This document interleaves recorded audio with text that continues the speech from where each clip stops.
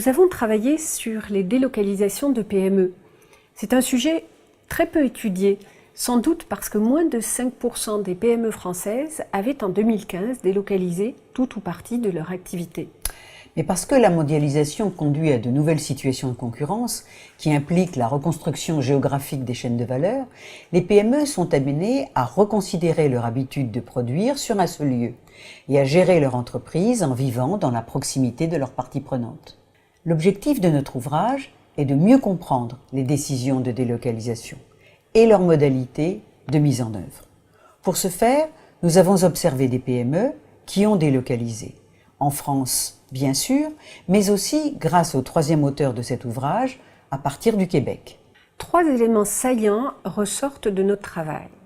Premier point, les dirigeants de PME abordent les décisions de délocalisation d'une façon spécifique par rapport aux plus grandes entreprises qui sont insérées dans un processus global de mondialisation, les conduisant souvent à optimiser leur organisation, quel qu'en soit le prix. Pourquoi ce regard spécifique ?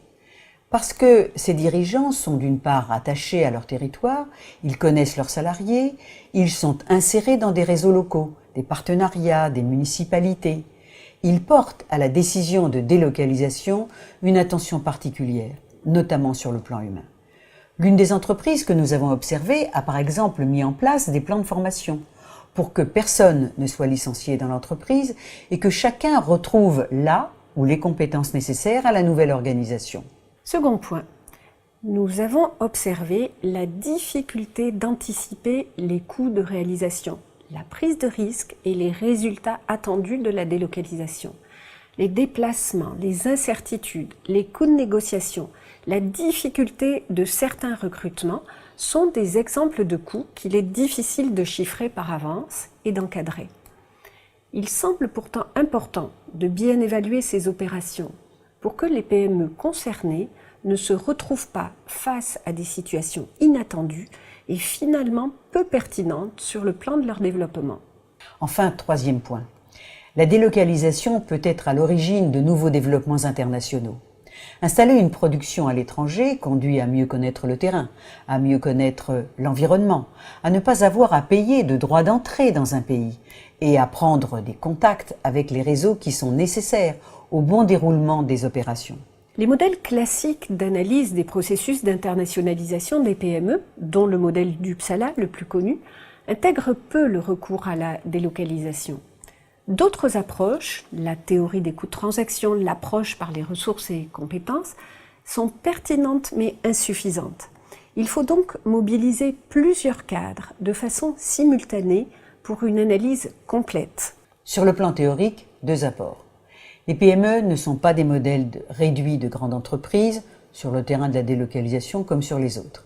Il est donc important de tenir compte de leurs spécificités pour bien identifier tout ce qui les pousse ou les empêche de délocaliser dans les conditions qui leur conviennent. Deuxième apport, la délocalisation peut être vue comme une étape sur le chemin de l'internationalisation de l'entreprise et comme une opération entrepreneuriale innovante sur le plan organisationnel. Nous avons ainsi enrichi les modèles classiques d'internationalisation des PME. Notre ouvrage a aussi une portée managériale. Il détermine les enjeux, les contraintes, les coûts cachés, les risques positifs et négatifs des délocalisations de PME. Cela permet aux dirigeants de ces entreprises de réfléchir, de parler de leurs projets, d'en déterminer le périmètre, de savoir s'ils représentent une solution adaptée à long terme à leur stratégie. En résumé, aborder le pourquoi et le comment, le présent et le futur, au lieu de limiter la question à « est-ce que je délocalise ou pas ?»